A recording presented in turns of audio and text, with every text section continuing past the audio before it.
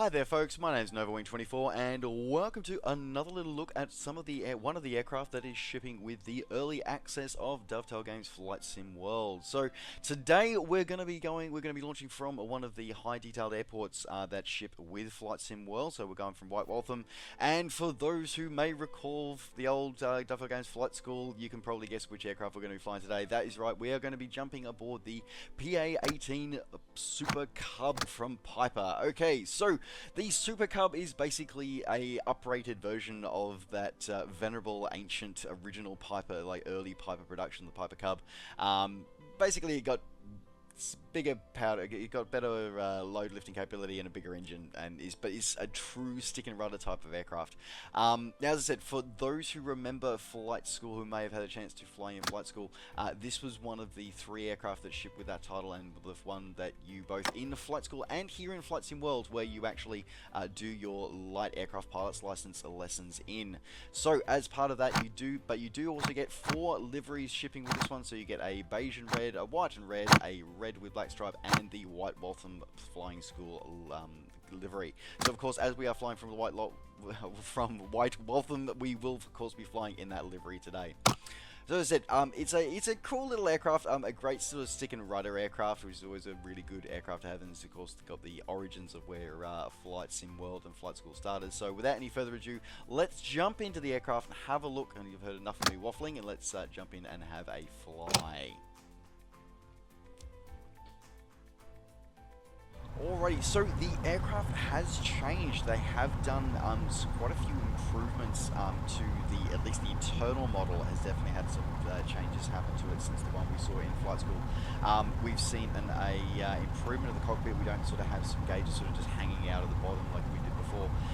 We've got a lot more sort of it's been cleaned up a bit. Things have definitely sort of been put in the right places. Now, things also work as we would expect as well. So up here, one of the issues that I had previously, if I can move my head up there we are, is that the previous version, the switches up the top here didn't actually work, but now they do. So all our nav lights and landing lights, of course, switches actually work up here as well, so that's always really important.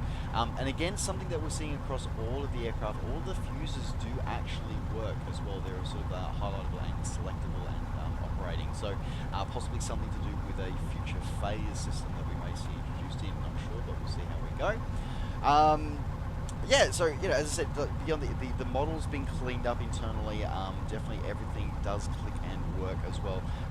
One of the other cool things I like as well is the fact that you can actually sort of, if you can actually press the click buttons to actually open the different parts of the sides, you can open the top and the bottom separately.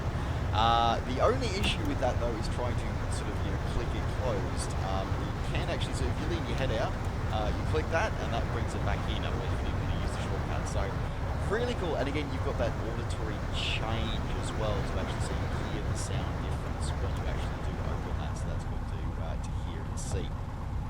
The little peek window though, this isn't modeled. Again, it's sort of displayed there, but it doesn't work. So yeah, again, sort of some of the aircraft have that peek window working, some don't. So yeah, I'm not sure what's going to be the standard for this one. Alright, in other things on here is that you've also got the carburetor heat, which does work, and trust me, in some missions you will need that. You've got everything you need to do a cold and dark start as well, if you so desire, and we've just got our basic common nav radio standing bottom here. Interestingly enough though, is that you've been given the nav radio, but you don't actually have a direction finder actually installed. So an actual sort of heading thing. So which is I'm assuming it's just a standardization thing. I don't know whether eventually they're going to put one in. Like I know previously it was sort of tacked on the bottom here, but sort of like, okay, maybe we could have gone with just a straight comm radio instead of throwing the nav radio in here. I don't know. And of course you've got your squawking thing here as well. So yep. Otherwise it's very basic, but it's just like the aircraft. It's very basic and done really, really well. Now, before we have a look at the outside, I just quickly want to show something off here. I'm just going to move my head here. So you can see that with the aircraft and the engine vibration from the aircraft, it's actually shaking the gauges as it does in a real Cub. I've sat and flown in a real Cub. which I hadn't done previously to this video, and it does actually do that. And so you know, you can actually, so it actually models in the vibration of the aircraft as well, which is really cool. Not implemented across all of the aircraft, but it is most noticeable in this one. So it's a good chance to actually show some of the detail that's going up into this aircraft. As I said, this is one of the default aircrafts that's shipping as part of the early access package. So yeah, really cool attention to detail, that one. All right, now let's now have a quick look at the outside of the aircraft. So outside, the model hasn't really changed a great deal. The liveries sort of have a little bit, the colour schemes have changed a little bit, but overall it hasn't really changed a great deal. It's still a really good quality, very detailed model. I think it's possibly a little shiny, a little too shiny would be my only sort of criticism of the exterior model. It just seems a little shiny for a Cub. It's a thing. It just doesn't seem to be should be that shiny. But yeah. Otherwise, as I said, the quality of the model, right down to things like the actual chain link that's actually sort of manipulating the actual rudder and stuff like that. Like that's really cool and really well modeled. So yeah, I think it does quite well. Interestingly enough though, for some reason it seems that the tail wheels feels to be locked and not working. That's interesting. So that's a bit of a problem. That used to, and now it doesn't, so that's obviously something that needs to be looked at. So again, that's a model issue that we're seeing at the moment. Hopefully we'll see that one. We better see that one fixed soon. But otherwise, as I said, overall the model's good. It's just, yeah, a couple of little things like that every now and again seem to have a bit of an issue. So there you go. All right. Otherwise, much similar to what we've already seen in Flight School. All right. Now heard enough of me waffling on. Let us get into the skies and get ourselves airborne.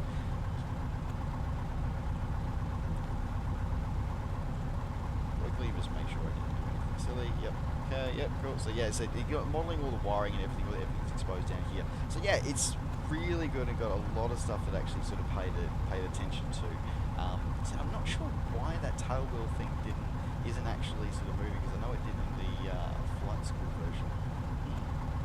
Oh well, to the defect list. Anyway, enough of me waffling. Let's jump in. Let's we jumped in. Let's go for a quick fly. We'll do a quick circle around here, going around Waltham. All right. Let's brakes on. The engine up.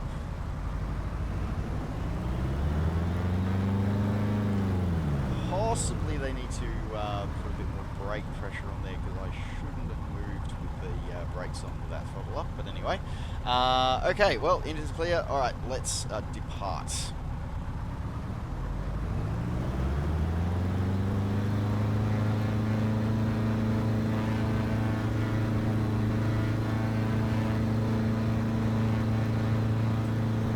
Definitely, it's feeling much like it's feeling just about right with the car as well. It just feels right, it looks right, it feels right. It's doing what I expect the cars to do. So, I've now had a chance to fly in a Cub at a holiday show since last one. Definitely seeing the difference. So I think it's quite good. It's getting the feel of it quite right as well. Start our circuit. Right-hand circuit around the field here today. The slip definitely feels a lot more, the aerodynamic quality seems a lot more, feels a lot more alive than it has done previously, which is always a good sign. Obviously that's a combination of the sim itself as well as the modelling of the aircraft. So the overall modelling of the aircraft is still quality. I'm really enjoying the textures of the shadowing effects are a lot nicer, I'm finding, than we've seen previously. So a lot of work has gone into this, very detailed, and you can sort of see that it's the impact of just that, like there's a 2-knot wind flowing at the moment, so you can already feel that's having that impact on the aircraft. And I like that. I like the fact that it's actually doing that. I think that's it's sort of buffering the aircraft a bit, as I would expect it to, especially since we're getting the high end of its speed envelope. Start descent here. Get ready for a long base hill there.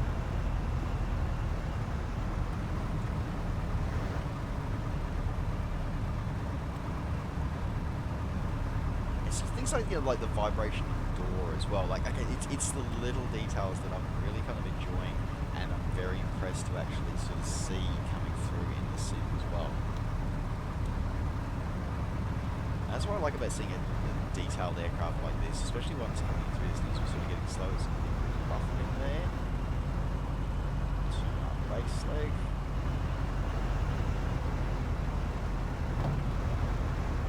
Ballooning of the flaps a little there. Final.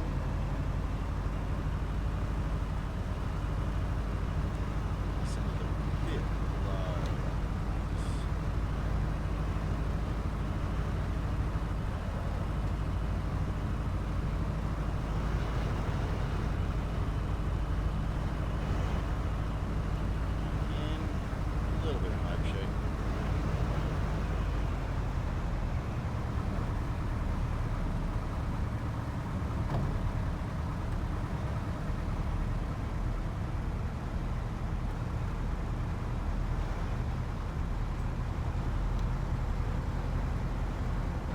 Get that sort of, as I said, that buffering effect of the wind at the low speeds is something that's I'm very impressed with. Now that potentially is the active fuel integration that's come with the sim as well, coming into that, but it's really feeling like it does in the cup. So you can watch yourself as it's coming through. So very much a hands-on sort of aircraft. You don't sort of just press a few buttons and hope with this aircraft. You're flying. You are flying this aircraft.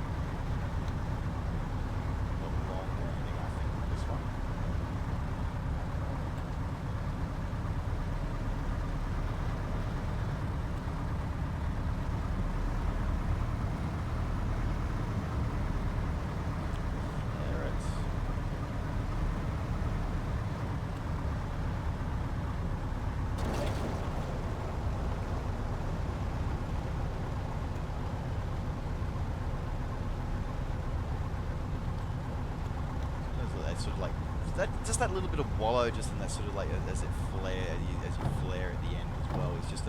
It's a really nice touch, and as I said, it feels like a lot of attention's been placed on this, and there's just these little subtle improvements that I'm really liking. I'm really definitely feeling that the team have actually sort of put in here. So I'm just gonna park ourselves off the side of the runway here.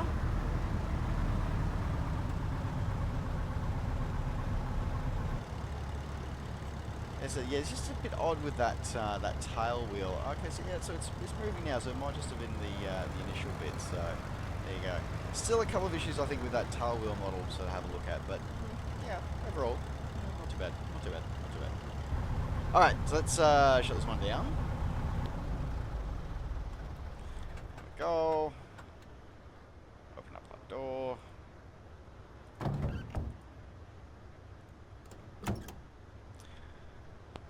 So, overall, it's definitely improved. They've definitely made some improvements to the model that we first saw in flight school. There's been some changes on the interior and the outside, mostly for the better. A couple of bugs coming through, but still, this felt very much. This felt like I was flying the A2A Cup. It really did. Maybe not with all the oil sort of sump stuff that the A2A2 model as well with their style, with their degree that they put in, but it definitely felt like I was flying the A2A Cub. So yeah, I'm definitely got to say this is amazing for the early access release. So there you go. Yeah, so as I said, folks, this is one of the aircraft that is available inside the early access of Dovetail Games Flight Sim World. So this is the PA-18 SuperCub. Thanks very much for joining me. Don't forget, as always, to like the video and subscribe to the channel if you're enjoying these videos and want to see more. And of course, as always, you can catch up with me and all the things I'm up to between videos by finding me on Facebook and on Twitter. Just search Winningen-Koblenz.